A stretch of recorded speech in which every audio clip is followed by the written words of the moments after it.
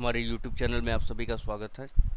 आज हम बात करेंगे इंटरमीडिएट बैंकिंग के बार्टर सिस्टम के बारे में। चैप्टर फर्स्ट, बार्टर सिस्टम यानी वस्तु विनिमय प्रणाली। ये एक ऐसा चैप्टर है जो कि इंटर के सिलेबस में भी आता है और आपके किसी भी तरह के एंट्रेंस एग्ज़ाम या बैंकिंग वगैरह के एग्ज़ाम में, बैंक से रिलेटेड एग्ज़ाम में पूछा जाता है। ठीक है, इससे क्वेश्चन आते हैं और बहुत ही ईजी चैप्टर है ये।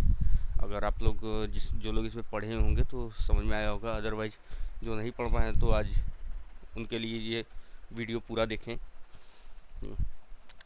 सबसे पहले बार्टर सिस्टम होता क्या है? बार्टर सिस्टम को हिंदी में हम लोग कहते हैं वस्तु विनिमय प्रणाली। अब वस्तु विनिमय प्रणाली, विनिमय क्या होता है कि विनिमय किसी भी दो पक्षों के, ठीक है, किसी भी दो पक्षों के बीच के जो लेन देन होते हैं उन्हीं को विनिमय कहा जाता है। और यदि वो वस्तुओं का लेन देन होता है तो उसी को वस्तु विनिमय कहते हैं हम लोग, जिसमें कि किसी भी तरह की मुद्राओं का हस्तक्षेप न हो। ठीक है, आप लोगों को पता होगा कि प्राचीन काल में मनुष्य की आवश्यकताएं सरल थी और सीमित थी। समाज पूरी तरह से आत्मनिर्भर था। आत्मनिर्भर यानी सेल्फ डिपेंडेंट। जैसे जैसे सभ्यताओं का विकास हुआ, मनुष्य की आवश्यकताएं बढ़ती गई। हमारी ज़रूरतें कभी भी ख़त्म नहीं होती, धीरे धीरे वे बढ़ती जाती है और इसीलिए मनुष्य आत्मनिर्भर न रहकर परस्पर एक दूसरे पर आश्रित हो गए। ठीक है, और इसी समय से श्रम विभाजन व इसके साथ साथ विनिमय का प्रारंभ हुआ। श्रम विभाजन यानी कि मजदूरी, जिसको कहा जाता है कि मजदूरी, हाँ हमने श्रम विभाजन किया, श्रम, हाँ आपके यहाँ श्रम किया, आपके यहाँ काम किया, उसके बदले में हम कुछ पैसे लेंगे या कुछ अनाज लेंगे। प्राचीन काल, जब हिस्ट्री वगैरह पढ़ेंगे आप लोग तो हिस्ट्री में आप लोगों को ये पता चलेगा कि पहले क्या होता था कि मुद्राएं नहीं चलती थी, यानी कि काम के बदले पैसे नहीं देते थे। काम के बदले में जो नवाब होते थे या जो राजे वगैरह होते थे वो अपने सैनिकों को, अपने एम्प्लॉयज़ को वस्तुएं, ज़रूरत के सामान दिया करते थे। ठीक है, और लेकिन जैसे जैसे आगे सभ्यताओं का विकास हुआ, श्रम विभाजन और इसके साथ साथ विनिमय का प्रारंभ हुआ। आज विभिन्न विनिमय के द्वारा ही उत्पादन एवं उपभोग एक कड़ी में जुड़े हुए। उत्पादन यानी प्रोडक्शन, उपभोग यानी कंज्यूमशन, यानी किसी भी चीज़ को कंज्यूम करना, किसी भी चीज़ को यूज करना ही उसका उपभोग करना कहलाता है। अब विनिमय का अर्थ एवं परिभाषाएं क्या हैं? देखिए, अलग अलग विद्वानों ने अलग अलग परिभाषाएं दी हैं। ठीक है, इसमें एंट्रेंस के एग्ज़ाम में, BHU एंट्रेंस वगैरह में या विद्यापीठ के एंट्रेंस में या किसी भी यूनिवर्सिटी के एंट्रेंस में ऐसे क्वेश्चन पूछे जाते हैं कि ये परिभाषा है, ये किसका कथन है। ठीक है, और अक्सर करके हमसे यही कन्फ्यूज़न होता है बैंकिंग वगैरह में कि हमें जल्दी याद नहीं होता। परिभाषाएं तो याद हो जाती हैं लेकिन ये परिभाषा किसने कहा ये नहीं याद होता है। तो इसके लिए हम क्या करेंगे कि इसके बारे में थोड़ा सा डीपली पढ़ेंगे। जैसे प्रोफेसर मार्शल ने क्या कहा है कि दो पक्षों के मध्य होने वाले ऐच्छिक, वैधानिक एवं पारस्परिक धन के हस्तांतरण को ही विनिमय कहते हैं। देखिए, अब हम अभी पढ़ रहे थे वस्तु विनिमय, ठीक, वस्तु विनिमय, लेकिन यहाँ पर जो प्रोफेसर मार्शल जो कर रहे हैं वो क्या कर रहे हैं? विनिमय के बारे में कर रहे हैं, है ना। विनिमय के बारे में कर रहे हैं कि दो पक्षों के मध्य होने वाले ऐच्छिक यानी कि स्वेच्छा से, दोनों की इच्छा पर, वैधानिक यानी नियमबद्ध तरीके से, एवं पारस्परिक धन के हस्तांतरण को, यानी ये केवल बता रहे हैं, धन के बारे में बता रहे हैं कि धन का जो लेन देन है, धन का जो हस्तांतरण है, वही क्या है? विनिमय है।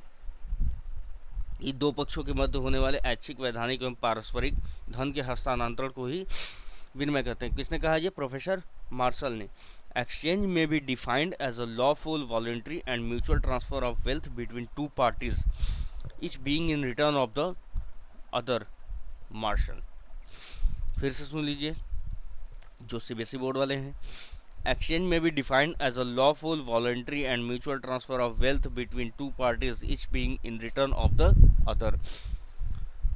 यहाँ पर वेल्थ को बताया गया है। प्रोफेसर मार्शल ने किसको बताया है? वेल्थ को बताया है। He defined only wealth in this definition. अब प्रोफेसर जेवंस ने क्या कहा है कि कम आवश्यक वस्तुओं से अधिक आवश्यक वस्तुओं के अदल बदल को ही विनिमय कहते हैं। कम आवश्यक वस्तु यानी कि कोई वस्तु हमारे पास ऐसी है जिसका हमें यूज कम है, और किसी के पास कोई ऐसी व्यक्ति है जिसका, उसके पास तो यूज कम है लेकिन हमारे पास उस वस्तु का यूज ज़्यादा है। तो ऐसे सिचुएशन में हम क्या करते हैं कि उससे वस्तुओं का आदान प्रदान कर सकते हैं कि हमने अपनी वस्तु उसे दे दी, उसकी वस्तु हमने ले ली। Exchange is the barter of comparatively superfluous with comparatively necessary Jevons Jevons. फिर से सुन लीजिए, exchange is the barter of comparatively superfluous with comparatively necessary Jevons. Professor Jevons ने कहा कि यानी जो नेसेसरी चीज़ें हैं, नेसेसरी थिंग्स हैं, उन्हीं का एक्सचेंज हम क्या कहलाता है, आपका विनिमय कहलाता है। ए वाघ ने क्या कहा है कि हम एक दूसरे के पक्ष में स्वामित्व के दो ऐच्छिक हस्तांतरणों को विनिमय के रूप में परिभाषित कर सकते हैं। स्वामित्व यानी कि किसी भी वस्तु का जो मालिकाना हक है उसी को हम ट्रांसफ़र करते हैं, उसी का हम ऐच्छिक हस्तांतरण यानी अपनी इच्छा से ही हम उसका हस्तांतरण करते हैं, अपनी इच्छा से ही उसको हम ट्रांसफ़र करते हैं। We can define an exchange as two voluntary transfers of ownership each made in consideration of another. Transfers of ownership यानी we can define an exchange as two voluntary transfer of ownership each made in consideration of another। Clear. आइए अब इस विनिमय की विशेषताएं जानते हैं, इसकी क्वालिटीज ऑफ बार्टर सिस्टम। विनिमय से अभिप्राय धन के हस्तांतरण। देखिए विनिमय से जो अभिप्राय है यानी विनिमय का मतलब होता है धन का हस्तांतरण, पैसे का ट्रांसफर, एक दूसरे से पैसे का ट्रांसफर, ठीक है। यानी कि जहाँ पर पैसे की बात आ जाएगी वहाँ पर विनिमय होगा, लेकिन जहाँ पर पैसे की बात नहीं आएगी लेकिन ट्रांसफर की बात आएगी, एक दूसरे से सामानों का आदान प्रदान, वहाँ पर क्या होगा, हमारा वस्तु विनिमय। धन का हस्तांतरण पूर्णतः ऐच्छिक होता है।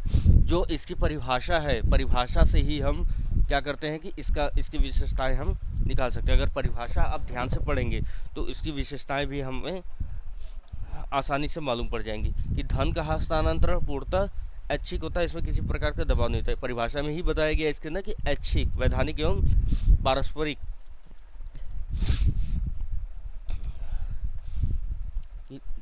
इसका यानी इसका जो धन का हस्तांतरण है वो पूरी तरह से इच्छा पर डिपेंड होता है।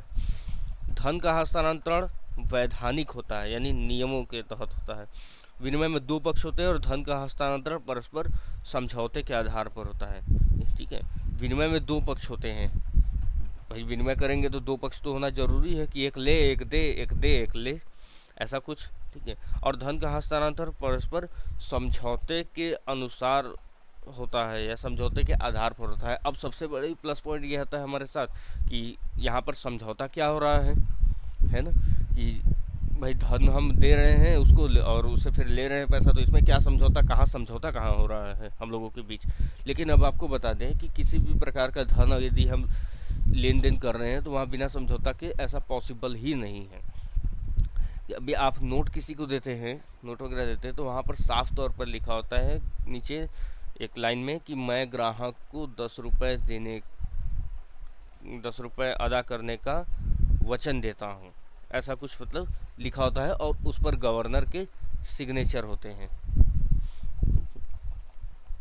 अब विनिमय के लिए आवश्यक शर्तें क्या होती हैं कि इसके लिए देखिए 5 शर्तें मुख्य रूप से। पहला क्या है, कम से कम दो पक्ष होने चाहिए। जाहिर सी बात है, अभी बताया हमने कि दो पक्ष रहेंगे तभी ये हो पाएगा। दोनों पक्षों के पास दो या दो से अधिक वस्तुएं होनी चाहिए। हाँ, ये ध्यान रखिएगा कि दो या दो से अधिक वस्तुएं होनी चाहिए, यानी दो वस्तु होंगी तभी ना लेन देन हो पाएगा, किसी कभी भी विनिमय हो पाएगा। यानी एक देगा एक लेगा, एक देगा एक लेगा, दो वस्तुएं। और दोनों पक्षों को एक दूसरे की वस्तुओं की आवश्यकताएं होनी चाहिए। ये हमेशा ध्यान रखने वाली बातें हैं कि दोनों पक्षों को हमेशा एक दूसरे की वस्तुओं की आवश्यकता होनी चाहिए। चौथा क्या है कि विनिमय कार्य से दोनों पक्षों को लाभ होना चाहिए, यानी कि जब हमें लाभ होगा तभी हम कोई क्रिया करेंगे, अन्यथा कुछ भी हम नहीं करेंगे, विनिमय नहीं करेंगे। वस्तु की मात्रा अपनी आवश्यकता से अधिक होनी चाहिए, ठीक है। ये हमेशा ध्यान रखिएगा कि वस्तु की मात्रा जो होती है वो हमारी जो आवश्यकता होती है, आवश्यकता से हमेशा हम अधिक रखते हैं, ठीक। ये इसकी 5 आवश्यक शर्तें हैं कि विनिमय के लिए। ये 5 शर्तें अगर हम फॉलो करते हैं तभी विनिमय हो पाएगा, अन्यथा विनिमय कदापि नहीं हो पाएगा। विनिमय से लाभ, ठीक है। विनिमय से दोनों पक्षों को लाभ होता है, तुष्टि गुणों का लाभ, यानी विनिमय के द्वारा आवश्यकता की वस्तुओं को सरल तरीके से प्राप्त किया जा सकता है, जिससे दोनों पक्षों को लाभ होता है। व्यक्तियों के समान ही परस्पर विनिमय करने वाले दोनों राष्ट्रों को भी विनिमय में लाभ प्राप्त होता है। ये ध्यान रखिएगा कि जैसे यहाँ दो व्यक्ति होते हैं कि दोनों की आवश्यकताएं होती हैं, तो दोनों को लाभ भी होगा भैया, उसकी आवश्यकता की वस्तु उसे मिल रही है। ठीक उसी प्रकार से यदि दो राष्ट्र आपस में विनिमय कर रहे हैं तो उन दो राष्ट्रों को भी लाभ होता है। इसमें बिना लाभ के कोई भी राष्ट्र विनिमय कदापि नहीं करता। आवश्यक वस्तुओं की सरल एवं सुलभ प्राप्ति, विनिमय से हमारी जो आवश्यक वस्तुएं हैं उसकी बड़ी आसानी से और बड़ी सरल तरीके से हमें प्राप्त हो जाती हैं। ठीक है। बड़े पैमाने पर उत्पादन मतलब कि जब हमारी आवश्यकताएं बढ़ती हैं तो उसी हिसाब से उस वस्तु का उत्पादन भी होता है, और यह उत्पादन बहुत बड़े पैमाने पर होता है, यानी कि जितनी मांग होगी मांग के आधार पर उत्पादन इसका होगा। श्रम विभाजन का समुचित लाभ, यानी कि श्रम विभाजन जो होता है, जो मजदूर काम करते हैं किसी भी फैक्ट्री में, किसी भी संस्था में, किसी इंडिविजुअल पर्सन के लिए, तो उनको भी समुचित लाभ होता है कि जितना उनको बेनिफिट होना चाहिए, जितना उनका श्रमिक मानदेय मिलना चाहिए उन्हें, जितना उनका वेतन होता है वो मिलना चाहिए, या जितना उन्होंने काम किया है उसी के हिसाब से उनको धन या पैसा मिलना चाहिए। कार्य क्षमता में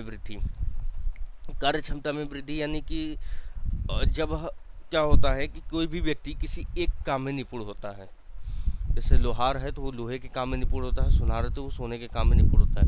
तो जिसने जिस काम में निपुण होता है वो उसी काम को करता है, इसलिए वस्तुओं का आदान प्रदान हो पाता है। और एक ही कार्य करते करते वह व्यक्ति क्या होता है कि उस काम में एकदम एक्सपर्ट हो जाता है, जिसके तहत हम कहते हैं कि हाँ, इस व्यक्ति की कार्य कुशलता में या कार्य क्षमता में वृद्धि हुई, एक्सपर्ट हो गया है। और धीरे धीरे क्या होता है कि इम्प्रूवमेंट होता रहता है।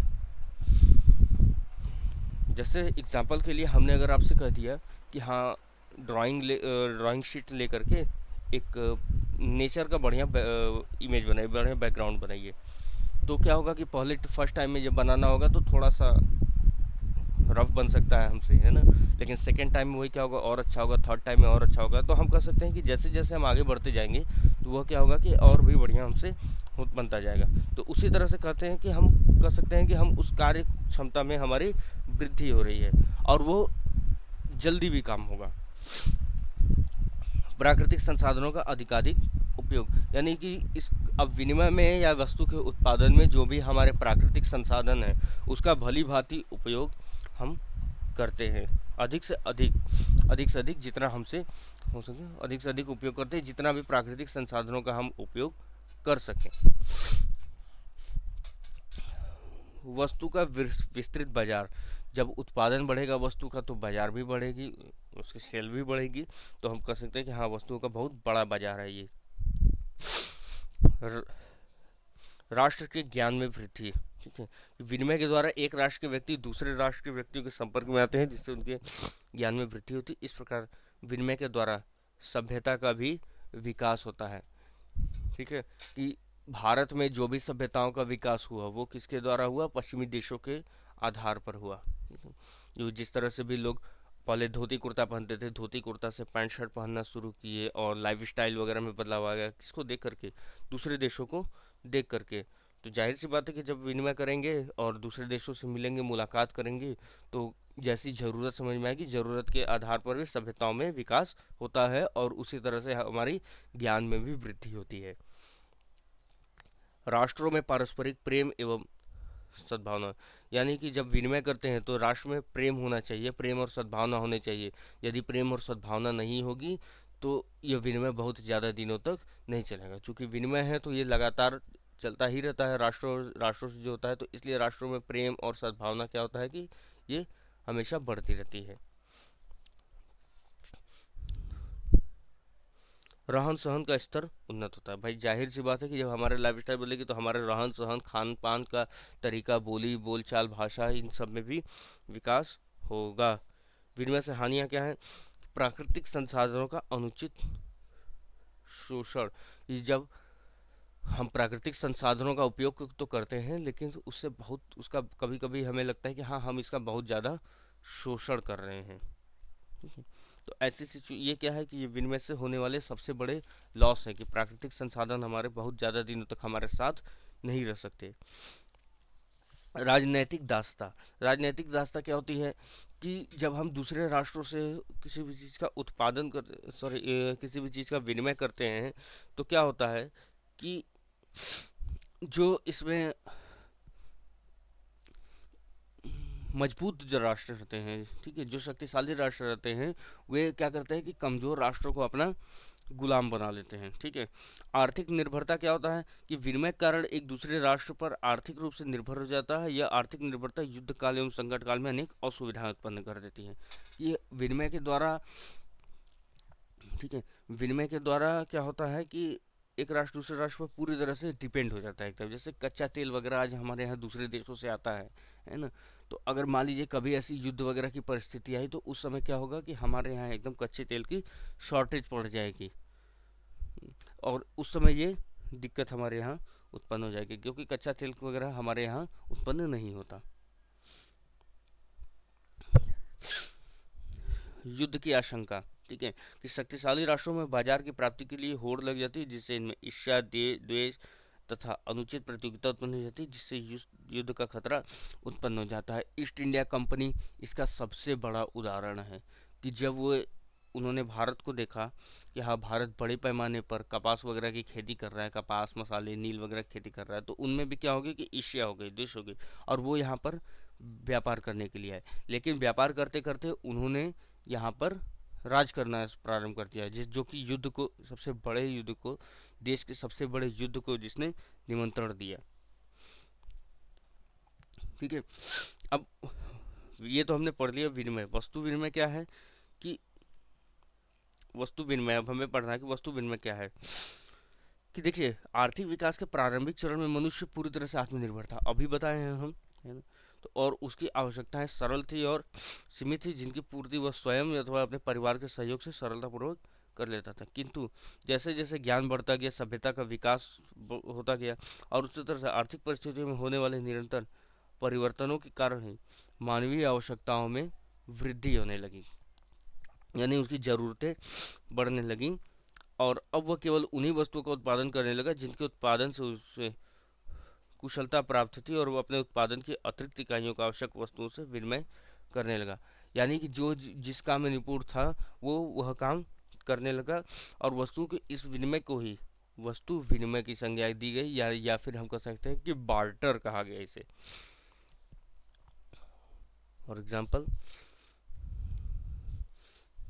कि एक किसान अपने द्वारा उत्पादित गेहूं को चुलाहे को देकर उसके बदले में कपड़ा प्राप्त कर लेता है। इस प्रकार बढ़ई किसानों के खेती के औजारों को सुधार कर अपनी सेवा के बदले किसान से गेहूं, जौ, चना या मक्का लेता है। इन क्रियाओं को वस्तु विनिमय कहा जाता है जहां वस्तुओं का आदान प्रदान होता है।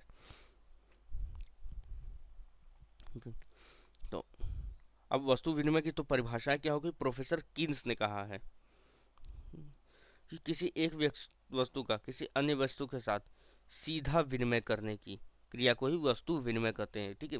कि किसी एक, प्रोफेसर किन्स ने कहा कि किसी एक वस्तु का किसी अन्य वस्तु के साथ सीधा विनिमय करने की क्रिया को ही वस्तु विनिमय कहते हैं, लेकिन बिना मुद्रा के हस्तक्षेप के, यानी जहाँ पर पैसे वगैरह बीच में न आए, केवल वस्तुओं का ही लेन देन हो, वहाँ पर हमारा वस्तु विनिमय हो गया। ठीक है। किसने कहा, ये प्रोफेसर किसने कहा है, प्रोफेसर थॉमस ने क्या कहा है। प्रोफेसर थॉमस को हम पीछे भी पढ़ चुके हैं कि एक वस्तु की दूसरी वस्तु के साथ प्रत्यक्ष अदल बदल को वस्तु विनिमय कहते हैं। इन्होंने भी सीधे क्या बताया, वस्तु के ही अदल बदल को बताया, प्रत्यक्ष, डायरेक्ट। जीवंस ने क्या कहा है, जीवंस को भी हम लोग पीछे पढ़ चुके हैं कि जीवंस के विचारानुसार तुलनात्मक रूप से कम आवश्यक वस्तु से अधिक आवश्यक वस्तु के आदान प्रदान को ही वस्तु विनिमय कहते हैं। ठीक है। यानी अगर तीनों की परिभाषाओं को मिला दिया जाए तो साधारण शब्दों में हम कह सकते हैं कि वस्तु विनिमय विनिमय का वह रूप है जिसके अंतर्गत बिना किसी माध्यम के दो पक्षों के मध्य वस्तुओं एवं सेवाओं का आपस में आदान प्रदान लाभ की दृष्टि से किया जाता है। ठीक है। तो ये पूरी टॉपिक क्लियर है आप लोगों की, और यदि हमारा वीडियो पसंद है तो इसे लाइक शेयर और सब्सक्राइब जरूर करें। बगल नीचे बेल आइकॉन बना होगा, उस पर क्लिक कर दीजिएगा ताकि जब जब हम वीडियो अपलोड करें आप लोगों के सामने नोटिफिकेशन आता रहे। धन्यवाद।